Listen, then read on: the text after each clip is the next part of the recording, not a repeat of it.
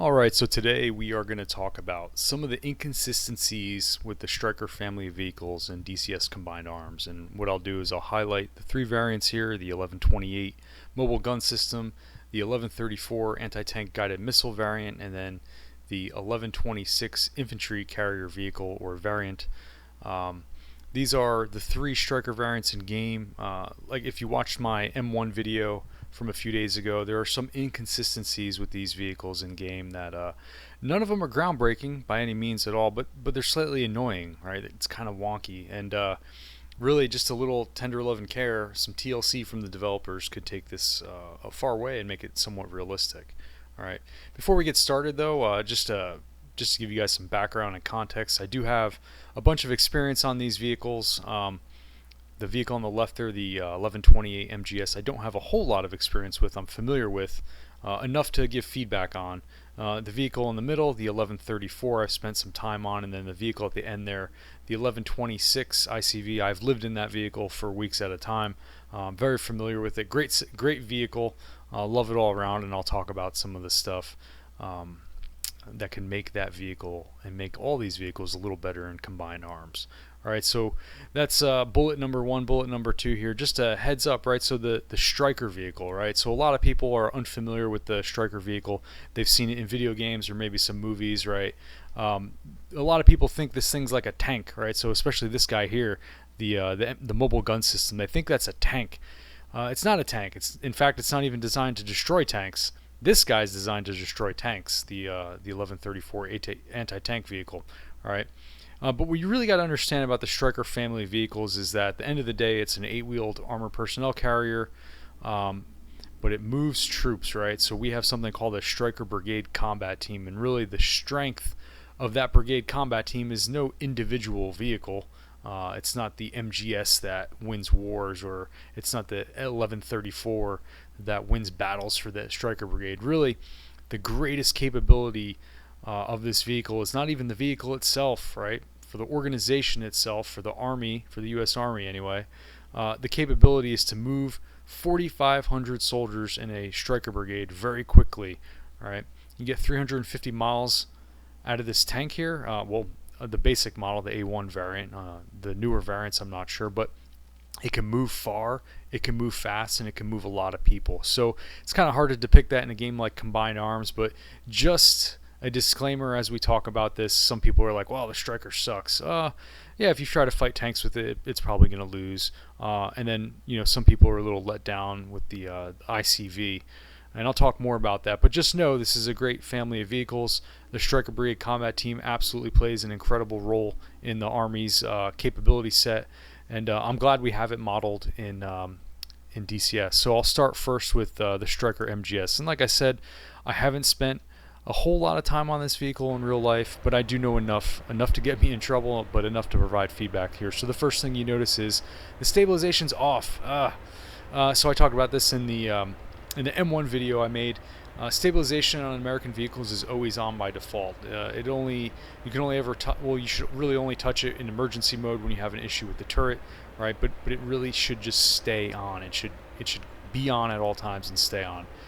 Here's the other problem, right? Like I identified, same issue with the Stryker here. You jump to the commander's hatch, you jump back, and the gunner's like, nope, I'm turning the stabilization off. So that's kind of annoying, right? Especially when you're in a situation where you want to quickly toggle between weapon systems and stations. Yeah. So first things first here, I notice we are looking. We are selected. We have the coax selected. That's on by default, and that's not it's not a game breaker by any means. It's just a little weird that the coax is indexed first, not anti armor piercing or high explosive in this case. But 800 rounds of 7.62 index first. Okay, I could deal with that. 800 rounds is a little short though. That's only 4 belts, 200 round belts. So that's kind of short. I'd have to dig and find the max carrying capacity for this vehicle, but it's definitely not just 800 rounds. It's a lot more than that. So that's a little short. That's okay. What I noticed here is our gun sight. You got your standard DCS sight here. I guess it's not a bad sight. It's just kind of weird, right? So, and here's the weird part, right? So stabilization back on. I toggle between my weapons, and it actually jumps me out of the sight. So that's 7.62. I toggle it to AP, and I'm out of the sight. And then when I zoom in, I get this weird thing going on here, this weird sight. So this looks like the M1 Abrams gunner's alternate sight or gas sight. It's got this weird, it's got the range assist here, and then it's got the weird reticle. This is not at all accurate to what the MGS has. MGS uses something very similar to the M1 GPS, the gunner's primary sight. So if you've seen the M1, you can also use that for the MGS, right? And it's fine. Other oddity here is like one level of zoom, so that's a little weird. This thing should have multiple powers of zoom, at least 3 and 10. That's the standard package, optics package for the Abrams, or the M1 anyway. And then the other thing that's really weird is I have no thermals on this vehicle. In fact, I have no thermals on any of the vehicles, so that's kind of weird. The Stryker, the MGS and the ATGM variant especially have an incredible optics package. You can reach out, you can really look out very clearly at distance.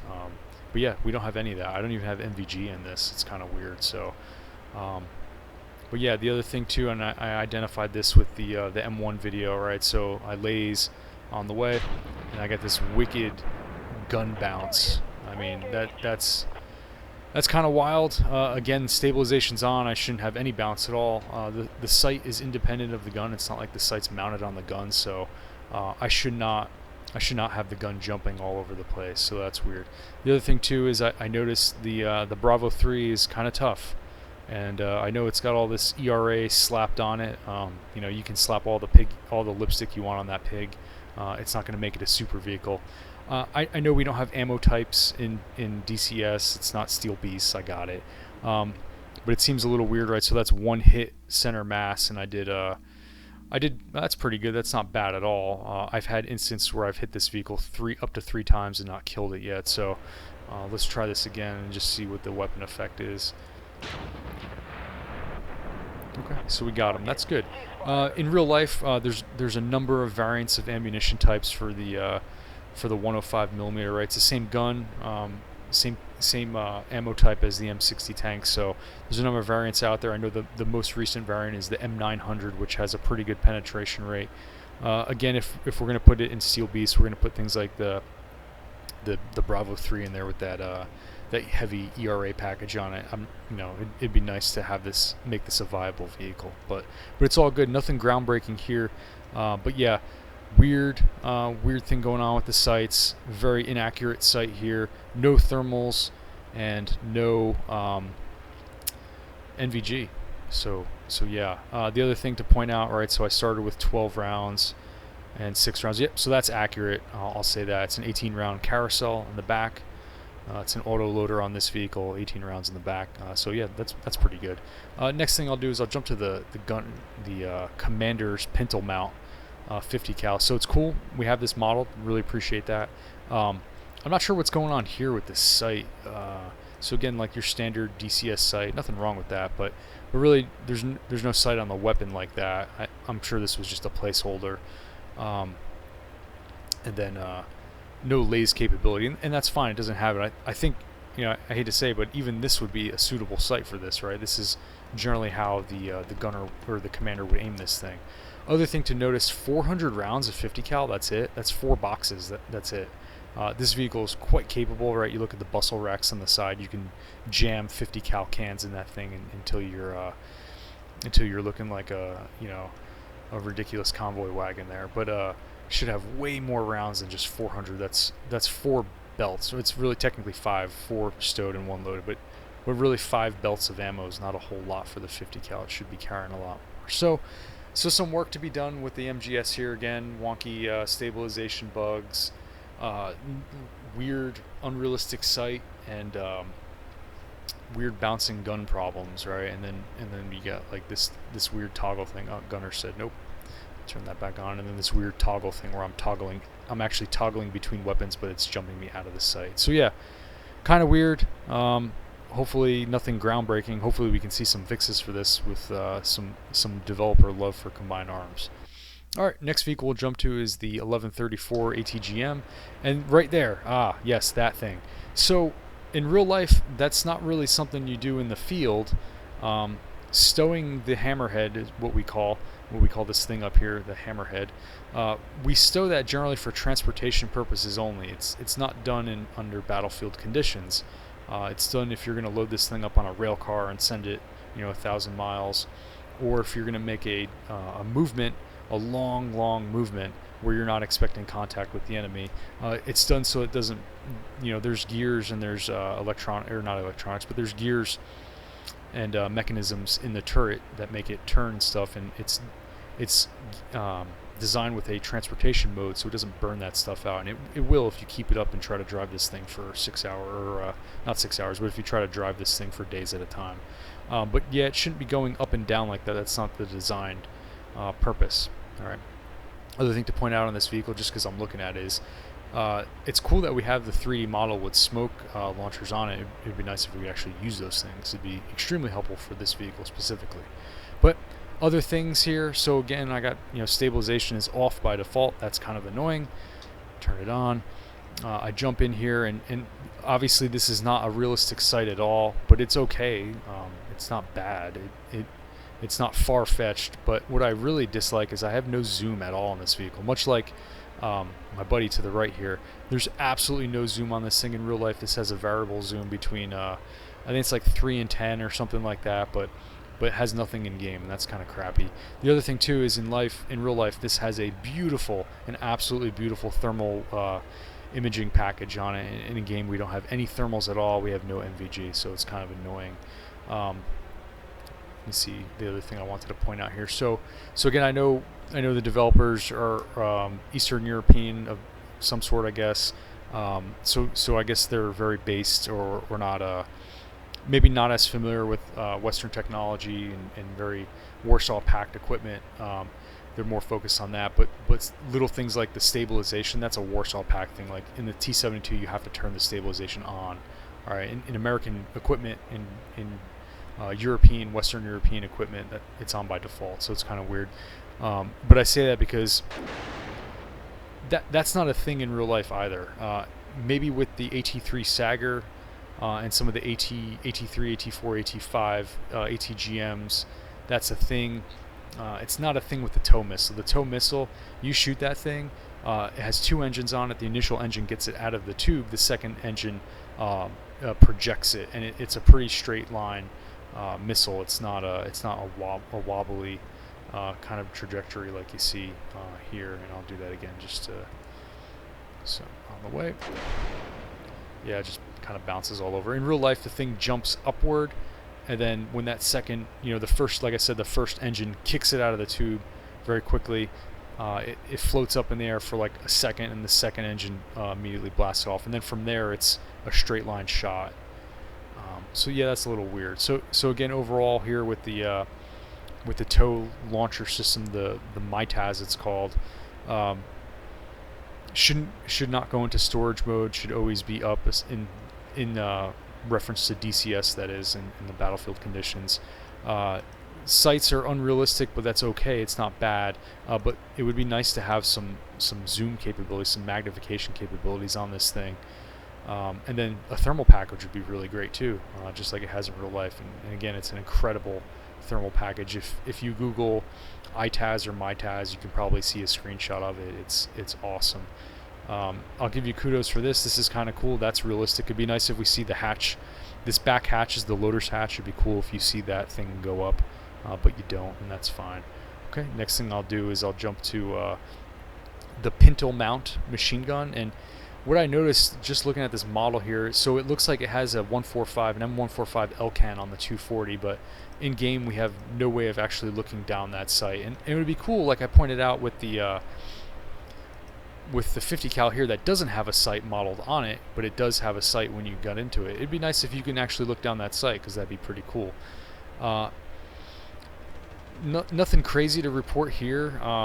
Yeah, it's a 240 on a Pintle mount. Got it. The only thing I'd point out is 800 rounds That's only like, or it's really 900, but that's only like, first off, it's a 200 round belt, or excuse me, it's about 1,000 rounds. So it's only like 5 boxes of ammo. And again, that's kind of weak. Like in real life, if we knew we were going into combat, we would be jamming 7.62 cans onto the sides, along with our oil and other oil-based products, I guess. But we'd be cramming a ton of ammo in. So 800 rounds is a little short for this thing. It'd be nice if we could see maybe that size doubled, that capacity doubled for this. So overall, not too bad. I don't know what's going on here with the gun. This is I don't think it's gonna. Oh, here we go. We're good. Okay, yeah. So in real life, that's a very quick process. It takes about maybe a minute to get 2 missiles loaded in, and then you transfer power back to the gunner. But yeah, it shouldn't be more than a minute to reload this thing. And our gunners, our crews train on that. Our loaders train on it very specifically. It's about a 1-minute drill to get those 2 missiles back up. So overall, not too bad. Some minor fixes here that I hope we can see, especially thermal improvements to the not the fire control system, but the thermal imaging package on this thing. Again, 2 sights, a day sight and a thermal sight. That thermal sight has, or both the day and thermal have great magnification on it. Would be really nice to see that in here. And then obviously the stabilization thing. Okay, and then now our last vehicle. The vehicle I have probably the most experience on. I mean, I've lived on this vehicle for, I've done several combat training center rotations on this vehicle, and I've never deployed on this vehicle. I deployed in a different variant, but very much the same. So overall, pretty nice model here. I like that they have the straps modeled on the sides, although those are not really strapped to anything. It appears, and generally you wouldn't put them on, or you'd at least roll them from the top if they were on, but that's okay. I got your fuel containers and your water containers on the back. That's cool. This is a great vehicle in real life, and again, video games don't do it justice. DCS isn't doing it justice either. We don't have playable infantry mounted, so really the greatest capability of this vehicle is not the vehicle itself, it's the dismounts that come out of it, right? So you can move an infantry squad very quickly, very far. They get on the objective with fresh legs because they've been riding in a vehicle, and they're ready to do work. But in terms of DCS, it's just a 50 cal, an 8-wheel vehicle with a 50 cal on it, so it's nothing special. Right? Even in real life, there's nothing special with this vehicle, especially the base model here. And we're not seeing the things that it can do. So when you look at this vehicle here, so the hatch on the right is the gunner's hatch, the hatch on the left is commander's hatch. The commander normally rides out of the hatch with his or her M4 rifle in a defensive posture. Then in the back hatch, you have 2 what are called air guards that are defending the vehicle as well. So in total, you have 4 people plus the driver scanning for threats. It's an incredible vehicle.